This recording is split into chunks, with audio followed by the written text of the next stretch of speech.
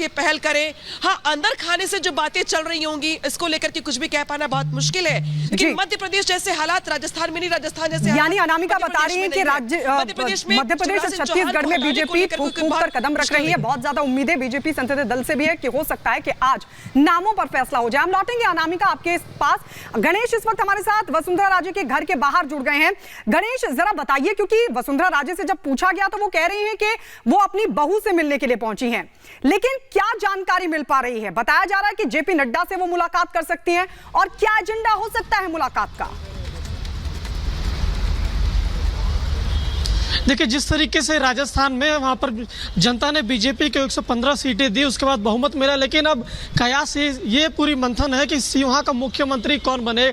आज जिस तरीके से रात को यहाँ पे वसुंधरा राजे सिंधिया दिल्ली पहुंचती है, उनसे बातचीत होती है, तो उन्होंने कहा कि मैं अपने परिवार के काम से सिलसिले में यहाँ पहुंची हूँ, अपने बहू से मिलने के लिए पहुंची हूँ। मैं बता दूं, वसुंधरा राजे सिंधिया यहाँ पर मौजूद है, लेकिन अभी तक इनके घर के बाहर किसी भी तरीके से कोई हलचल नहीं है। पूरी तरीके से यूं कहे, ना कोई नेता यहाँ पर नजर आ रहा है, ना कोई वसुंधरा राजे सिंधिया की यहाँ से कोई हलचल नहीं दिखाई पड़ रही। लेकिन जिस तरीके से जो कयास लगाए जा रहे हैं, वसुंधरा राजे सिंधिया हो सकता है पार्टी के वरिष्ठ नेता से उनसे मुलाकात कर सकती है, पार्टी के अध्यक्ष जेपी नड्डा से मुलाकात कर सकते हैं, लेकिन ये फिलहाल अभी उन्हें मिलने का लेकर किसी भी तरीके का समय नहीं दिया गया। ये यहाँ पर बड़ी बात है, और ये जब आई है तो लगातार उनसे ये पूछने की कोशिश भी की गई। और जब जिस तरीके से अगर पिछले दिनों के देखें, सोमवार और मंगलवार को किस तरीके से विधायकों के साथ उन्होंने मुलाकात की, डिनर डिप्लोमेसी भी की, और जहां तक ये बताया जा रहा है कि उस मुलाकात के बाद इन्हें यहाँ दिल्ली बुलाया गया, और हो सकता है कि आज शाम या दोपहर के बाद ये मुलाकात कर सके।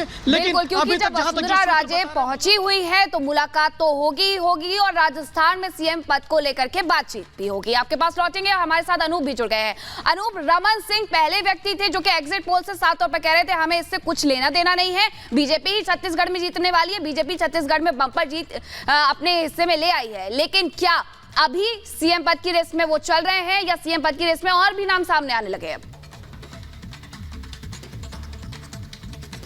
बिल्कुल, मैं आपको मीनाक्षी बताऊं, रमन सिंह सबसे पहले नंबर पर इस वक्त चल रहे हैं। लेकिन देखिए, सियासी समीकरण साधना, मैं बार बार इसी बात को दोहरा रहा हूं कि सियासी समीकरण के तहत अगर हम फॉर्मूले की बात करें तो एक सीएम दो डिप्टी सीएम की बातें सामने आ रही है, और ऐसे में ओबीसी को भी साधना है, एसटी एससी को भी साधना है, क्योंकि आदिवासी वोट बैंक इस बार छत्तीसगढ़ में बढ़ा है, भर भर कर जो वोट है आदिवासियों का वो मिला है। इसके अलावा देखिए, कहीं ना कहीं 2024 भी है, 2024 के अलावा बहुत सारी चीजें हैं जो साधनी, 11 सीटें हैं यहाँ लोकसभा की, और इसे भी साधना है। मैं इस वक्त बीजेपी दफ्तर में हूं, हालांकि सब कुछ तय तो दिल्ली में होना है। कहा जा रहा है कि ओम माथुर आज देर रात या फिर कल सुबह यहां पहुंच सकते हैं, कल पर्यवेक्षक आएंगे, और परसों विधायक दल की बैठक हो सकती है। 9 तारीख की तारीख कहा जा रहा है कि हो सकता है बैठक होगी, लेकिन उससे पहले देखिए बीजेपी दफ्तर को सजाने की कोशिश की जा रही है, लाइटों को दुरुस्त किया जा रहा है, जो लाइटें, क्योंकि अट्रैक्शन जो है सरकार यहीं से तय होनी है, यहीं से विधायक दल की बैठक होगी, तमाम जो बड़े नेता हैं बीजेपी के यहीं आने वाले हैं। उससे पहले बीजेपी ऑफिस को बिल्कुल दुरुस्त किया जा रहा है, व्यवस्थाएं की जा रही है।